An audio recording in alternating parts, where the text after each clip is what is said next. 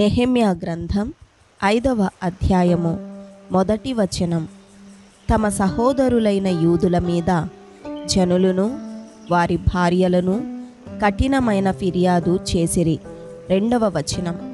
ఏదనగా కొందరు మేమును మా కుమారులను మా కుమార్తెలను అనేకులము, అందుచేత మేము తిని బ్రతుకుటకు ధాన్యము మీ యొద్ద తీసుకొందుమనిరి. 3వ వచనం. మరికొందరు క్షామమున్నందున మా భూములను ద్రాక్ష తోటలను మా ఇండ్లను కుదువ పెట్టితిమి గనుక మీ యొద్ద ధాన్యము తీసుకొందుమనిరి. 4వ వచనం. మరికొందరు రాజుగారికి పన్ను చెల్లించుటకై మా భూముల మీదను మా ద్రాక్ష తోటల మీదను మేము అప్పు చేసితిమి. 5వ వచనం. మా ప్రాణము మా సహోదరుల ప్రాణము వంటిది కాదా? మా పిల్లలు వారి పిల్లలను పోలినవారు కారా? మా కుమారులను మా కుమార్తెలను దాసులగుటకై అప్పగింపవలసి వచ్చెను. ఇప్పటికిని మా కుమార్తెలలో కొందరు దాసత్వములో ఉన్నారు. మా భూములను మా ద్రాక్ష తోటలను అన్యుల వశమున ఉండగా వారిని విడిపించుటకు మాకు శక్తి చాలకున్నదని చెప్పగా. 6వ వచనం. వారి ఫిర్యాదును ఈ మాటలను నేను వినినప్పుడు మిగుల కోపపడి తిని. 7వ వచనం. అంతటా నాలో నేనే యోచన చేసి ప్రధానులను అధికారులను గద్దించి, మీరు మీ సహోదరుల యొద్ద వడ్డీ పుచ్చుకొనుచున్నారని చెప్పి వారిని ఆటంకపరచుటకై మహాసమాజమును సమకూర్చి. 8వ వచనం. అన్యులకు అమ్మబడిన మా సహోదరులైన యూదులను మా శక్తి కొలది మేము విడిపించితిమి. మీరు మీ సహోదరులను అమ్ముదురా? వారు మనకు అమ్మబడవచ్చునా అని వారితో చెప్పగా వారు ఏమీయూ చెప్పలేక ఊరకుండిరి. 9వ వచనం. మరియు నేను మీరు చేయునది మంచిది కాదు. మన శత్రువులైన అన్యుల నిందను బట్టి మన దేవునికి భయపడి మీరు ప్రవర్తింపకూడదా? 10వ వచనం. నేనును నా బంధువులను నా దాసులను కూడా అలాగుననే వారికి సొమ్మును ధాన్యమును అప్పుగా ఇచ్చితిమి. ఆ అప్పు పుచ్చుకొనకుందుము. 11వ వచనం.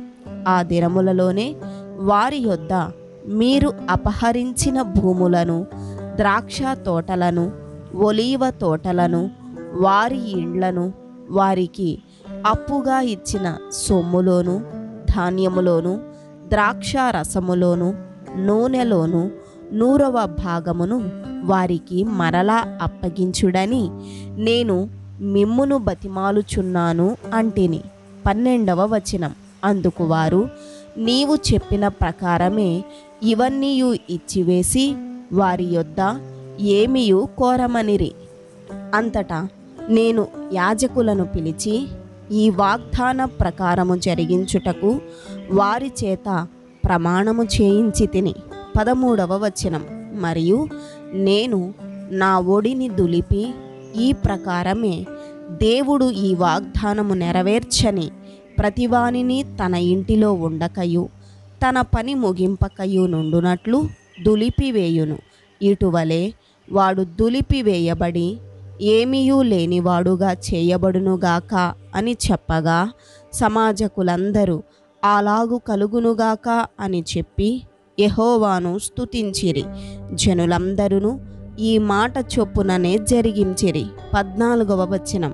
మరియు నేను యూదా దేశములో వారికి అధికారిగా నిర్ణయింపబడిన కాలము మొదలుకొని, అనగా అర్తహషస్త రాజు ఏలుబడియందు 20వ సంవత్సరము మొదలుకొని 32వ సంవత్సరము వరకు 12 సంవత్సరములు అధికారికి రావలసిన సొమ్మును నేను గాని నా బంధువులు గాని తీసుకొనలేదు. 15వ వచనం.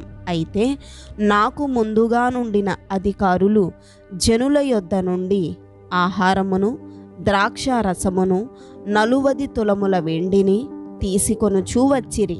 వారి పనివారు సహా జనుల మీద భారము మోపుచూ వచ్చిరి. అయితే దేవుని భయము చేత నేనలాగున చెయ్యలేదు. 16వ వచనం.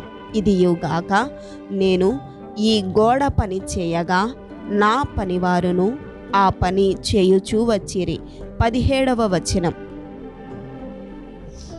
భూమి సంపాదించుకొనిన వారము కాము. నా భోజనపు బల్ల యొద్ద మా చుట్టూనున్న అన్యజనులలో నుండి వచ్చిన వారు కాక యూదులను అధికారులను 150 మంది కూర్చొని ఉండిరి. 18వ వచనం. నా నిమిత్తము ప్రతి దినము ఒక ఎద్దును శ్రేష్టమైన 6 గొర్రెలను సిద్ధము చేయబడెను. ఇవియుగాక కోళ్లను 10 రోజులకు ఒక మారు నానా విధమైన ద్రాక్ష రసములను సిద్ధము చేసి తిని ఈ ప్రకారముగా చేసినను ఈ జనుల దాసత్వము బహు కఠినముగా ఉండినందున అధికారికి రావలసిన సొమ్మును నేను అపేక్షింపలేదు. 19వ వచనం. నా దేవా, ఈ జనులకు నేను చేసిన సకలమైన ఉపకారములను బట్టి నాకు మేలు కలుగునట్లుగా నన్ను దృష్టించు.